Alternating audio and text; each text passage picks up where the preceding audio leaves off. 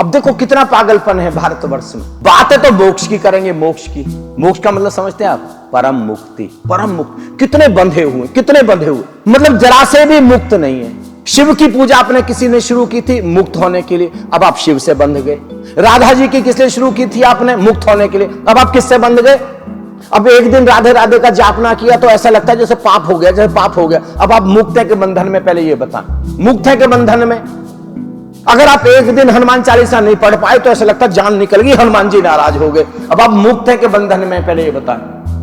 बात आप मोक्ष की करेंगे, शब्द आपने इतने प्यारे बना रखे हैं आपने, इतने बंधन। और मैं आपसे प्रश्न पूछता हूं, ऐसे समझे नदी का ये किनारा, नदी के इस तरफ संसार है, संसार यानी बंधन, और नदी के उस तरफ मोक्ष है, आपका गांव है। तो अब आप एक नाव में बैठ गए और नाविक नाव चला रहा है। गौर से सुने, मेरी तरफ देख के।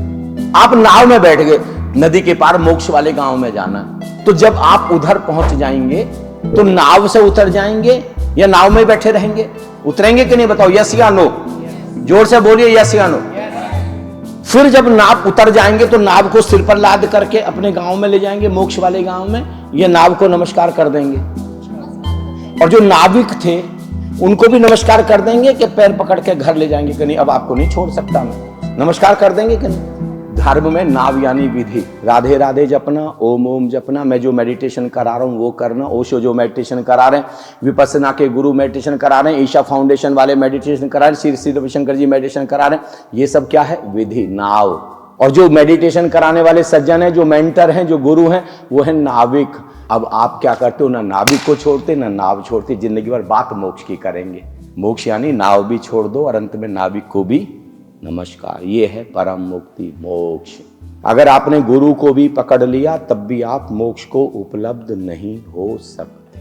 ना तो आप कभी जिंदगी में विधि छोड़ते, ना कभी नाव छोड़ते, ना नाविक छोड़ते, मल्लाह छोड़ते। बात मोक्ष की करते हैं, करते रहें भाई साहब। मृत्यु की घड़ी में सब दाल आटे का भाव पता लग जाएगा। इसलिए मैं आपको कहता हूं, ऐसे गुरु को चुने जिंदगी में जो आपको खुद से भी मुक्त होने की विधि बताए। कि अंत में एक समय आता है जब गुरु कहता है मेरे प्रेम में पड़ो, क्योंकि उसको पता है कि बिना गुरु के प्रेम में पड़े बात नहीं बनेगी। क्योंकि आप संसार में इतना उलझे हैं कि किसी एक व्यक्ति पर लौट करके आना पड़े।